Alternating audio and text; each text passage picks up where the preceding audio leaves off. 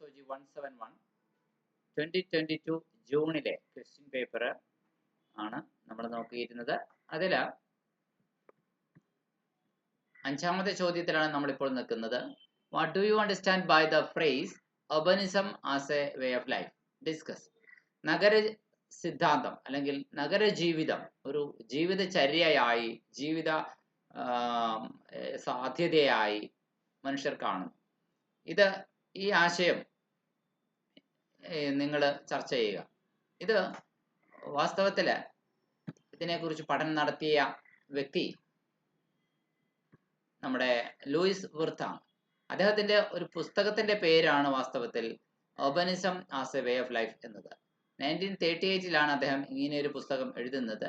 അതിൽ അദ്ദേഹം പറയുന്നത് ഇതാണ്: he writes that living in A city affects the way we interact with each other.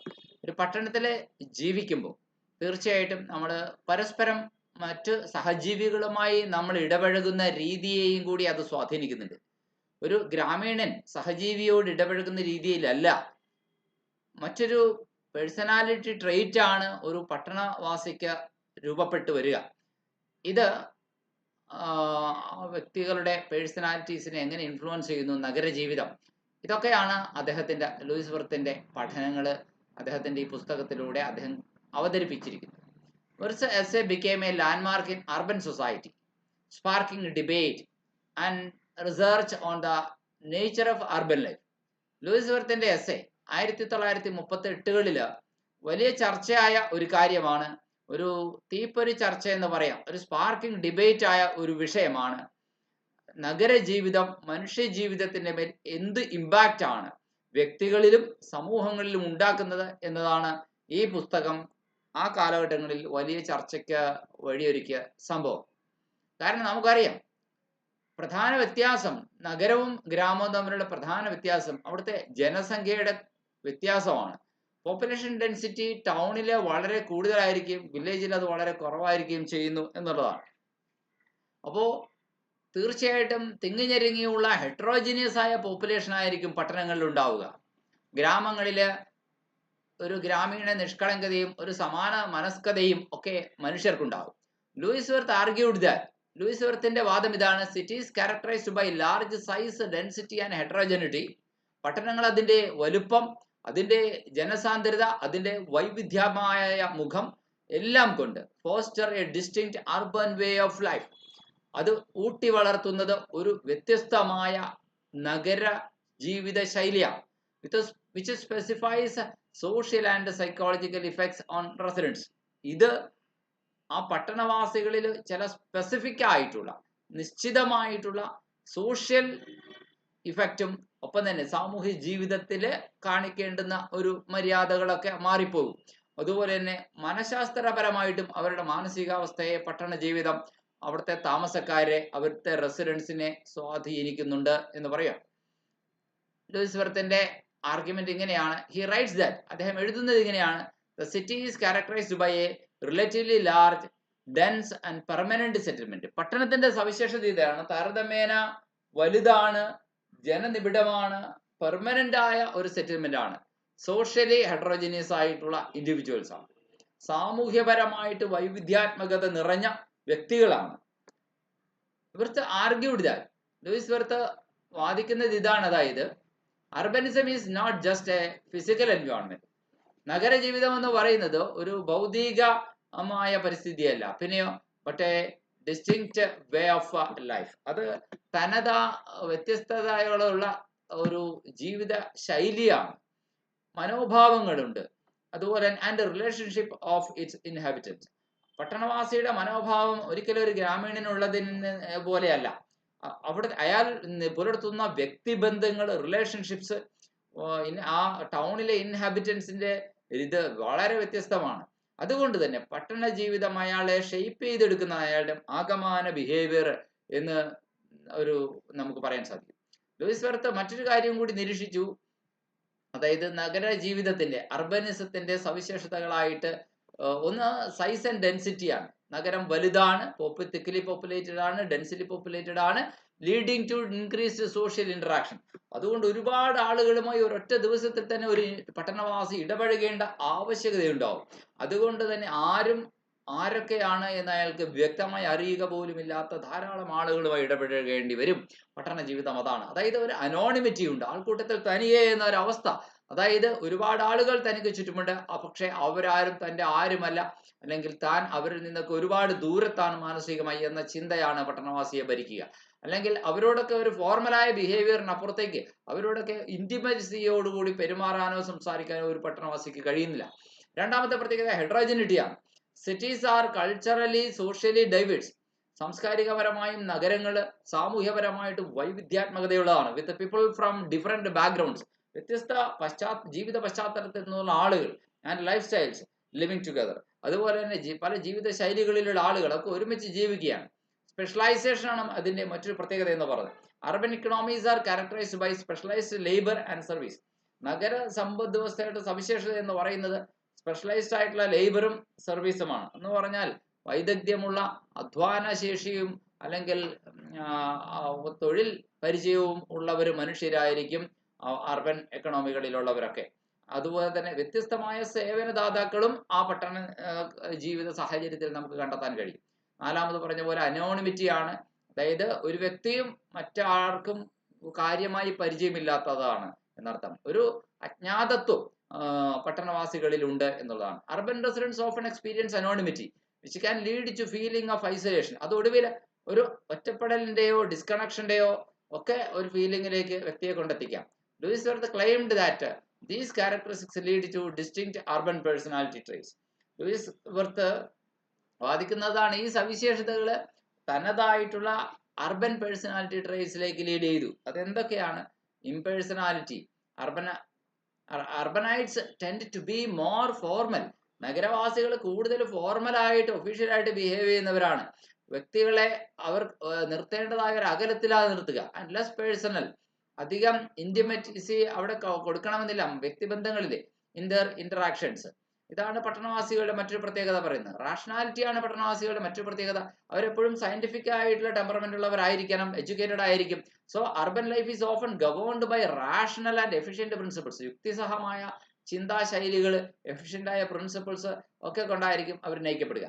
മറ്റൊന്ന് സെക്യുലറിസമാണ്. മതപരമായിട്ടുള്ള ജീവിതത്തിന് വലിയ പ്രസക്തിയില്ല. അവർ വളരെ വെൽ കാൽക്കുലേറ്റഡ് ആയിട്ടുള്ള സമയം നോക്കിയും കലണ്ടർ നോക്കിയും ഇന്നത്തെ പ്രവർത്തനങ്ങളെ തീരുമാനിക്കുന്നവരാണ്. അല്ലെങ്കിൽ മറ്റ് വിശ്വാസപരമായ കാര്യങ്ങൾക്ക്, പരമ്പരാഗതമായ മൂല്യങ്ങൾക്ക് വലിയ വില കൽപ്പിക്കാത്തവരാണ് പട്ടണവാസികൾ. Further Louis Wirth also argues that, Louis വെർത്തിന്റെ മറ്റു വാദമുഖ, അതായത് the city effects are wider than city itself. പട്ടണത്തിന്റെ ആ കൃത്യമായ പൊളിറ്റിക്കൽ ബൗണ്ടറിക്ക് അപ്പുറത്തേക്ക് വിപുലമാണ് പട്ടണത്തിന്റെ ഇഫക്റ്റ് എന്ന് പറയുന്നത്. Thus, the city draws the surrounding villages and even remote communities into its orbit. പട്ടണം എന്ന് പറയുന്നത് അതിന്റെ സറൗണ്ടിങ് വില്ലേജസിനെയും കൂടി അതിന്റെ ഓർബിറ്റിലേക്ക്, അതിന്റെ ആകർഷണപരത്തിലേക്ക് വലിച്ചു കൊണ്ടുവരുന്നു എന്നുള്ളതാണ്. അതിന്റെ പട്ടണത്തോട് ചേർന്ന് കിടക്കുന്ന ഗ്രാമങ്ങളും കൂടി പട്ടണത്തിൻ്റെതായ സ്വഭാവത്തിലേക്ക് പതിയെ എത്തിച്ചേരുന്നു എന്നുള്ളതാണ്. ഇൻ അതർ വേർഡ്സ്, ചുരുക്കി പറഞ്ഞാൽ urbanism as a way of life is not peculiar to city dwellers. Urbanism ഒരു വേ ഓഫ് ലൈഫ് എന്നുള്ളത് കൃത്യമായി പട്ടണ താമസക്കാരെ മാത്രം ബാധിക്കുന്ന ഒരു കാര്യമല്ല. As the influences of the city stretch far behind it's administrative boundaries. പട്ടണത്തിൽ നിന്ന് പട്ടണത്തോട് ഒട്ടിച്ചേർന്ന് കിടക്കുന്ന ഗ്രാമങ്ങളിൽ പോലും അതിന്റെ ഒരു ഛായ സ്വാഭാവികമായും അതിന്റെ ഒരു സ്വഭാവം അവരെയും ബാധിക്കുന്നു എന്ന് വേണം പറയാനായിട്ട്. ഇൻ ബ്രീഫ്, ചുരുക്കി പറഞ്ഞു, urbanization is in its demographic sense. Urbanization അതിന്റെ ജനസംഖ്യാശാസ്ത്രപരമായ അർത്ഥതലത്തിൽ ചിന്തിക്കുകയാണെങ്കിൽ refers to the trends of growth of the urban population. നഗര ജനസംഖ്യയുടെ വളർച്ച, അതിന്റെ ട്രെൻഡ് എന്താണ് എന്ന് കാണിക്കുന്നു. നഗര ജനസംഖ്യയുടെ ചായ്വ്, ഭാവി വളർച്ച എങ്ങോട്ടാണ് പോകുന്നത് എന്നുകൂടി അർബനൈസേഷൻ നമുക്ക് മനസ്സിലാക്കി തരുന്നുണ്ട്. In societal context and in sociological sense, സമൂഹപരമായ സന്ദർഭത്തിലും സമൂഹ ശാസ്ത്രപരമായ അർത്ഥതലത്തിലും ചിന്തിക്കുമ്പോൾ നഗര ജീവിതം, അർബനിസം എന്ന് പറയുന്നത് എന്താണ് സൂചിപ്പിക്കുന്നത്? It denotes a distinct way of life. അതൊരു തനത് ജീവിത ശൈലിയെയാണ് സൂചിപ്പിക്കുക. Typically associated with living in the city and the process of transforming rural ways of life into urban ones. അത് പട്ടണത്തിനകത്ത് താമസിക്കുകയും ഒപ്പം തന്നെ അതിന്റെ പരിസരത്തെ ഗ്രാമീണ ജീവിതങ്ങളെ പട്ടണ ജീവിതങ്ങളിലേക്ക് രൂപപ്പെടുത്തി പരിഷ്കരിച്ച് മാറ്റം വരുത്തി കൊണ്ടുവരികയും ചെയ്യുന്ന ഒരു ജോലി കൂടി നിർവഹിക്കുന്നുണ്ടെന്ന് പറയാം. Urbanization implies a cultural and social psychological process. Urbanization എന്ന് പറഞ്ഞാൽ ഒരു സാംസ്കാരികപരമായും സോഷ്യൽ സൈക്കോളജിക്കൽ പ്രോസസ് ആണെന്ന് വേണമെങ്കിൽ പറയാം. സാംസ്കാരികപരമായിട്ട് ചിന്തിക്കുമ്പോൾ നഗരവൽക്കരണം അല്ലെങ്കിൽ നഗരവൽക്കരണത്തിന്റെ ഈ സ്വാധീനം എന്നത് സാമൂഹ്യ തലത്തിലും മനഃശാസ്ത്ര തലത്തിലും നടക്കുന്ന, അതായത് വ്യക്തിയുടെ മനഃശാസ്ത്രം, സമൂഹത്തിന്റെ പ്രവർത്തനങ്ങൾ, ഇവിടെ എല്ലാം അത് സ്വാധീനിക്കുന്നു എന്നർത്ഥം. whereby people acquire the material and non material culture. അതായത് അവരുപയോഗിക്കുന്ന വസ്തുവകകളും സാധന സാമഗ്രികളും വരെ സ്വാധീനിക്കപ്പെടുന്നു. അവരുപയോഗിക്കുന്ന ഫർണിച്ചറുകൾ, അവരുപയോഗിക്കുന്ന എല്ലാം പട്ടണവാസികളെ കണ്ടുപഠിക്കുന്നു. അതാണ് അവരുടെ മെറ്റീരിയലായ കൾച്ചറിനെ, അവരുടെ കാറുകൾ, അവരുടെ വാഹനങ്ങളൊക്കെ പട്ടണവാസികളെ കണ്ടുപഠിക്കുന്നു, പട്ടണത്തോട് ചേർന്ന് കിടക്കുന്ന ഗ്രാമം. അതുപോലെ തന്നെ അവരുടെ നോൺ മെറ്റീരിയലായ കൾച്ചർ എന്ന് പറഞ്ഞാൽ അവരുടെ ഭാഷയെ അത് ഇൻഫ്ലുവൻസ് ചെയ്യുന്നുണ്ട്, അത് നോൺ മെറ്റീരിയലാണ്. അവരുടെ സയന്റിഫിക് ടെമ്പർമെന്റിനെയും അവരുടെ ഐഡിയോളജികളെയും അത് സ്വാധീനിക്കുന്നുണ്ട്, പട്ടണത്തോട് ചേർന്ന് കിടക്കുന്ന ഗ്രാമത്തിലുള്ള ആൾക്കാരെ. അതായത് അതിന്റെ ഓർബിറ്റിലുള്ള ഗ്രാമങ്ങളെ അത് വലിച്ചടിപ്പിക്കുന്നുണ്ട് അതിലേക്ക് എന്നർത്ഥം, പട്ടണത്തിന്റെ ആ ആകർഷണ വലയത്തിലേക്ക്. ഇൻക്ലൂഡിങ് ബിഹേവിയറൽ പാറ്റേൺസ്, ആളുകളുടെ പെരുമാറ്റ മാതൃകകൾ പോലും സ്വാധീനിക്കപ്പെടുന്നുണ്ട് പട്ടണത്തിന്റെ ഈ മാന്ത്രിക ആകർഷണം കൊണ്ട്. forms of organization and ideas that originated in or are distinctive of the city. അത് പട്ടണത്തിൽ ഒറിജിനേറ്റ് ചെയ്ത തനത് ആശയങ്ങൾ അല്ലെങ്കിൽ പട്ടണത്തിന്റെ തനത് സ്വഭാവം സ്വാഭാവികമായിട്ടും സംഘടനകളെയും പെരുമാറ്റ മാതൃകകളെയും ഒക്കെ സ്വാധീനിക്കുന്നുണ്ട്. Although the flow of cultural influences is in both directions. ഒടുവിൽ മറ്റൊരു കാര്യം കൂടി പറഞ്ഞ് അവസാനിപ്പിക്കുകയാണ് എസ്സേ. അതായത് ഈ കൾച്ചറൽ ഫ്ലോ, പട്ടണം ഗ്രാമത്തിനെ അങ്ങോട്ട് ആകർഷിക്കുന്നു എന്ന ഒരു തലത്തിലുള്ള പ്രവർത്തനം മാത്രമാണെന്ന് വിചാരിക്കേണ്ട. ഇത് രണ്ട് തലത്തിലും സംഭവിക്കുന്നുണ്ട്. കുറെയൊക്കെ ഗ്രാമം പട്ടണത്തെ തിരിച്ചും സ്വാധീനിക്കുന്നുണ്ട്. Both toward and away from the city, പട്ടണത്തിലേക്കും പട്ടണത്തിൽ നിന്ന് അകന്നു ഗ്രാമത്തിലേക്കും ഈ രണ്ട് സ്വാധീനങ്ങളും അങ്ങോട്ടും ഇങ്ങോട്ടും പരസ്പര പൂരകങ്ങളായി പ്രവർത്തിക്കുന്നുണ്ട്. അദൃശ്യ വലയങ്ങളിലായിട്ട് പരസ്പരം അദൃശ്യമായി അങ്ങോട്ടും ഇങ്ങോട്ടും വലിക്കുന്ന ചരടുകൾ അവിടെയുണ്ട് എന്ന് പറയാതിരിക്കാൻ വയ്യ. There is substantial agreement that the cultural influences exerted by the city, പട്ടണം പ്രയോഗിക്കുന്ന സാംസ്കാരികപരമായ സ്വാധീനം എന്നത് ഓൺ നോൺ അർബൻ പീപ്പിൾ, നഗരവാസികളല്ലാത്ത ആളുകളിൽ ഒരു വലിയ സ്വാധീനം ചെലുത്തുന്നുണ്ടെന്ന് പറയും. R probably more pervasive than the reverse. ഒരുപക്ഷെ അത് കൂടുതൽ പ്രേരണാത്മകമാണ്. ഗ്രാമം പട്ടണത്തെ തിരിച്ചാകർഷിക്കുന്നതിനേക്കാൾ കൂടുതൽ പട്ടണം ഗ്രാമത്തെ കൂടുതലായി ആകർഷിക്കുന്നുണ്ട് എന്ന് പറഞ്ഞാൽ അതിൽ തെറ്റുണ്ടാവില്ല. Urbanization seen in this light has also resulted in what Toynbee has called the westernization of the world.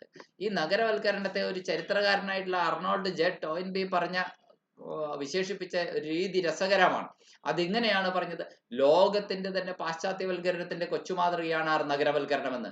അതായത് സിൻസ് ഇൻഡസ്ട്രിയൽ എക്കണോമി ഒറിജിനേറ്റഡ്, നോക്കൂ, ഇംഗ്ലണ്ടിലാണ് വ്യവസായ വിപ്ലവം ആരംഭിക്കുന്നത്. ഈ വ്യവസായത്തെ അടിസ്ഥാനപ്പെടുത്തിയുള്ള സമ്പദ് വ്യവസ്ഥ ഒറിജിനേറ്റ് ചെയ്യുന്നത്. അവിടെ മുതൽ ഇംഗ്ലണ്ടിനെ ചുറ്റിപ്പറ്റിയുള്ള പാശ്ചാത്യ ലോകമാണ് ആദ്യം ഒരു നഗരമായി മാറുന്നത്. ലോകത്തെക്കുറിച്ച് നോക്കും, ബാക്കി ലോകത്തിലെ എല്ലാ സ്ഥലങ്ങളും ഗ്രാമമായിരിക്കുമ്പോഴും ആ യൂറോപ്യൻ പാശ്ചാത്യ ലോകം ഒരു നഗരമായപ്പോൾ അതിനെ കണ്ട് അതിന്റെ ആകർഷണത്തിന്റെ വലയത്തിലേക്ക് ബാക്കി ഏഷ്യൻ ആഫ്രിക്കൻ രാജ്യങ്ങളും ലോകത്തിലെ മറ്റു പല പ്രദേശങ്ങളും അവരെ പോലെ ആകണമെന്ന് വിചാരിച്ചുകൊണ്ട് പ്രവർത്തിക്കുന്ന ഒരു കാഴ്ച പിന്നീടുണ്ടായി. ഏതാണ്ട് അതിന് സമാനമായ പ്രവർത്തനമാണ് ഒരു പട്ടണവും ഒരു ഗ്രാമവും തമ്മിലുള്ള ആ ആകർഷണ ബന്ധം എന്ന് അർണോൾഡ് ജെ ടോയിൻബി പറഞ്ഞു വെക്കുകയാണ്. So industrial economy in the west and spread across the world through colonisation and global reach of capitalism. മുതലാളിത്തത്തിന്റെ ആഗോളമായിട്ടുള്ള കടന്നു ചെല്ലലും ഒക്കെ ഇതിന്റെ ഫലമായിട്ട് സംഭവിച്ചതാണ്.